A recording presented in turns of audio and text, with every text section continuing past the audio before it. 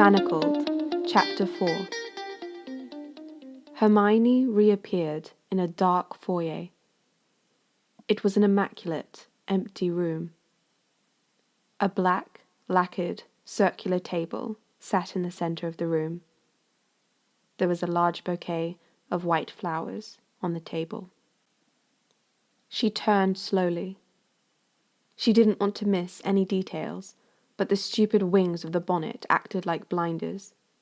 She could only see straight ahead. A large stairway lay to the right.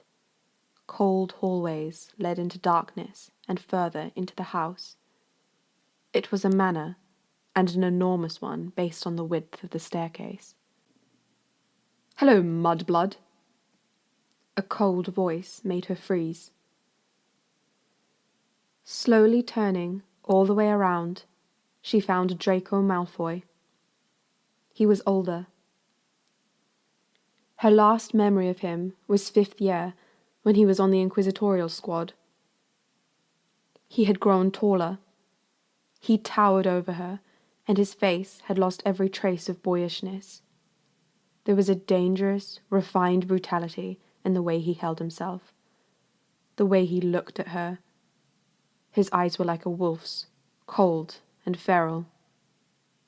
The deadliness in him was palpable. As he looked down at her, she felt certain he could lean forward and cut her throat while staring in her eyes, then step back, only caring that she not get blood on his shoes. He was the High Reeve, Voldemort's right hand, his executioner. The number of her friends that he had murdered: Ginny, McGonagall, Moody, Neville, Dean, Seamus, Professor Sprout, Madame Pomfrey, Flitwick, Oliver Wood. The list went on and on. Aside from those who had been tortured to death immediately after the final battle, every person that she knew to be dead following the war, the High Reeve had killed them. The girls had whispered to her during the first few nights, telling her about the world of horror she had missed while locked under Hogwarts. She hadn't thought he could be someone she knew, someone so young. Terror welled up inside her. She wasn't sure what to do to handle the shock. Before she could react or even process the realization, his eyes locked into hers and he abruptly slammed his way into her mind. The force almost made her black out. His mental intrusion was like a blade, driving straight into her memories. He sliced through the fragile barrier that she had tried to erect with the shreds of internal magic she could summon. He drilled into her blocked memories. It was like having a nail driven into her head. The precision and the unrelenting force. He wouldn't stop trying to break through. It felt almost worse than the Cruciatus curse. It lasted longer than the torture curse could without driving the recipient insane. When he finally stopped, she found herself lying on the ground. Malfoy was standing over her, staring down at her as she shuddered from the trauma of his intrusion. "So, you really have forgotten everything," he said as he appraised her. "What is it you think you're protecting in that brain of yours? You lost the war." She couldn't answer. She had no answer. "Oh well," he said, straightening his robe slightly. "The Dark Lord was kind enough to send you to me. If ever you do recover your memories, I'll be the first to know." He smirked down at her for a moment before his face grew cold and indifferent. Then he stepped over her body and walked out of the room. Hermione dragged herself to her feet, shaking from the mental anguish and impotent rage she felt. She hated him. She had never hated Draco Malfoy before. He had simply been an indoctrinated bully, a symptom of a disease which others were responsible for. Now, she hated him, for what he had become, for what he had done. He owned her. She was trapped under his heel, and he intended to grind her down until he had what he wanted. She clenched her jaw as she forced herself to think past her sudden rage. Her plan remained the same. She had to find a way to escape, or trick him into killing her. He wasn't what she expected. She had hoped that the High Reeve would be driven by emotions, and although the Malfoy she had known in school had been, now he seemed ice cold. Which, of course, she should have realized. Legilimency, occlumency, the key to them was control. The ability to compartmentalize oneself behind walls. It would take cunning to make him snap enough to make a mistake like killing her. Whatever she did, she wouldn't be able to accomplish it immediately. She couldn't rush it. She couldn't be careless. She would have to stay there, wait, and endure what was to come until she found an opening. The thought had her shuddering. Her throat felt tight as she swallowed and tried to think. A click of heels on the wood floor drew her attention. A petite blonde witch swept into the room. She and Hermione stared at each other for several long moments. "So, you're it," the witch said, elevating her nose with a sniff. "Take that stupid hat off and come along. We have to review the instructions all together before I can put you away where we're to keep you." The blonde turned on her heel and marched back out of the room. Hermione followed slowly. The witch was familiar. A Greengrass, Hermione thought. Not Daphne, but maybe the younger sister. Hermione couldn't remember her name. They arrived in a drawing room. Malfoy was already there, reclining in a spindly-looking chair and looking bored. Hermione pulled the bonnet off. "So," said the witch Hermione assumed must be Malfoy's wife, as she seated herself on one of the other spindly chairs. "Healer Stroud sent over a package of instructions. Who knew mudbloods came with directions? So convenient, isn't it?" The sarcasm in the witch's sharp little voice was brittle. "Just read it, Astoria," Malfoy said, glancing briefly toward the witch with a sneer. Astoria. So that was the name of Malfoy's wife. "Let's see. No cursing or torturing or physically abusing her. She's to be kept fed. We can make her work, but no more than 6 hours a day, and she's to spend at least an hour outside each day." Astoria laughed, somewhat manically. "It's rather like keeping crops, isn't it? Who knew? Ah, yes, how delightful. We'll get an owl every month on the 5 days you're required to perform, Draco.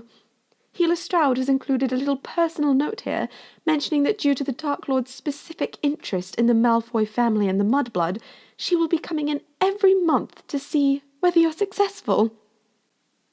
Astoria looked so nearly hysterical that Hermione was surprised she hadn't started screaming and smashing a chair. "Listen to this. I'm allowed to watch. You know, to make sure everything is entirely clinical between you and the Mudblood." Astoria turned shockingly pale. Her blue eyes looked almost deranged. Her hands were shaking, and she crumpled up the papers in her hands and smacked them down onto the tea table. "I will not," she said, her voice razor-edged and vibrating. "If you object, you can drag me in front of the Dark Lord himself before you avada me. I will not watch." She did scream the last bit. "Do what you wish, just shut up," Malfoy said, his tone vicious as he stood up and strode from the room. Hermione stood frozen near the wall. Astoria sat shaking in her chair for several minutes before she spoke to Hermione. "My mother bred Krups. Pretty little things," Astoria said. "Such fun to see it done now with wizards." Hermione said nothing. She just stood by the wall, trying not to move, willing her fingers not to spasm. "I am pretending to be a tree," she thought faintly to herself. Finally, Astoria stood up. "I'll show you to your room. You can do whatever you want, but I don't want to see you. I understand that those bracelets you have keep you from any trouble." They went down a long hallway and then through a narrow, partly concealed door that led to a winding servants' stairway. After ascending 3 floors, they re-entered into a larger main hallway of the house. They were in a different wing. The windows were all heavily draped. It was cold and shrouded. the furniture all covered with white dust sheets. "This wing is unoccupied," Astoria said, as though it weren't obvious. "We have more servants than we need. Stay here and out of sight, unless you're called for. The portraits will keep an eye on you." Astoria pushed open a door. Hermione walked in. It was a large bedroom. A canopied bed sat in the center, and a single wing-backed chair near the window. A large wardrobe sat against one wall. There was no rug. A portrait hung on the wall. No books. Everything was cold and bare. "If you need anything, call a house elf," Astoria said, before pulling the door shut. Hermione listened to her retreating footsteps. Being suddenly left unsupervised without being in a cell felt disorienting. The sudden change simultaneously thrilling and terrifying, as though she'd suddenly jumped off a cliff. She dropped her bonnet on the floor next to the door and walked over to a window. The cold, wintry countryside stretched out as far as she could see. As she took it in, she considered the situation. Malfoy and Astoria clearly disliked each other. It was hardly surprising. As if pure-blood arranged marriages weren't already dysfunctional enough, having them arranged by Voldemort for the sole purpose of reproduction had to have smothered any potential spark, especially after they failed to reproduce.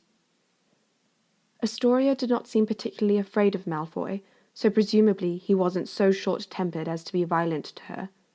She seemed largely resentful of and indifferent to him. He did not appear to be an attentive husband by any stretch of the imagination. His regard for Astoria seemed to be along the lines of finding her to be a pest he was obliged to endure. Whatever Astoria may feel about her husband or marriage, Hermione's presence as a surrogate clearly stung. She seemed determined to ignore Hermione's existence in as much as she possibly could. Hermione had no objection. The fewer players she had to worry about, the better. If she had to worry about fending off or appeasing Astoria, it would be an additional challenge. If Astoria were attentive to her husband, it would make escaping or finding a way to manipulate Malfoy far more challenging. If Astoria was primarily preoccupied by pretending Hermione didn't exist, it was the easiest scenario. Hermione would keep out of sight, in the shadows, as much as she could, until there was an opportunity to act. The key would be to study Malfoy, discover what drove him, what his vices were, what she could exploit in him. He didn't seem particularly interested in Hermione, beyond finding out what she might be concealing in her lost memories. If that were the case, it was a relief. Perhaps he would also primarily choose to leave her alone. She was sure that if he wished, he could come up with any number of ways to torture her without risking her fertility. Draco Malfoy was the High Reeve. It was still shocking. What had happened to him during the war to make him so ruthless? The hatred required to successfully cast a killing curse was tremendous. To inflict instant death tore something out of you. Most dark witches and wizards could only manage it occasionally. That was part of why there were so many other curses used to kill. Sadism factored into it, but the truth was that no other curse was irreversible and unstoppable the way the killing curse was.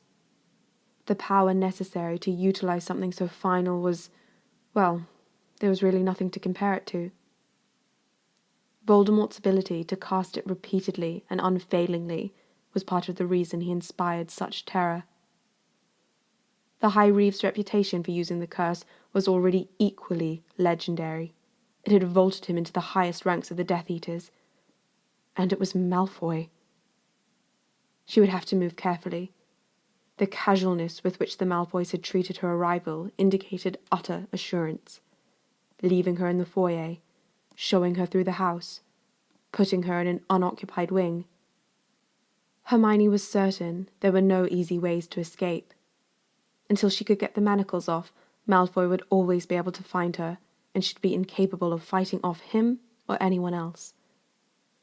She sighed, and her breath made a small circle of condensation on the cold glass of the window pane. Lifting a fingertip to the glass, she drew the rune Thurazaz for defense, introspection, and focus. Beside it, she drew its reversal, its Merkstav, for danger, defenselessness, malice, hatred, and spite. What she needed. What she had. She had to reverse her fortune. She watched the runes fade away from the glass as the condensation evaporated back into the room. None of the girls had heard any whispers about the resistance still existing. Aside from Hermione, all of the Order members who survived the final battle were known to be dead. Their deaths publicly witnessed, their corpses hung up to ensure there was no room for secret hopes.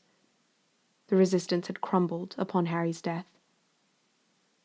Voldemort appeared to have been careful about ensuring that the Order of the Phoenix had no spark with which to resurrect itself. As the war had dragged on over the years, he had grown more cautious and less certain about his infallibility than he had been during Hermione's years in Hogwarts. Voldemort was thorough. That was troubling. If he had elevated Malfoy to High Reeve, it probably meant that Malfoy was also thorough, not someone inclined to make mistake or errors in judgment. Maybe there was still a resistance somewhere. The women in Hogwarts had only known what the guards told them. There might still be some factions working against Voldemort. If Hermione escaped, maybe she could find them and eventually give them whatever secret she was hiding. Since she was in the High Reeve's house, perhaps if she were clever, she'd be able to glean useful information. If she kept acting pliant and cooperative. Broken. If they thought she was truly broken, they might eventually become careless around her. She would be waiting for it. She was very good at waiting.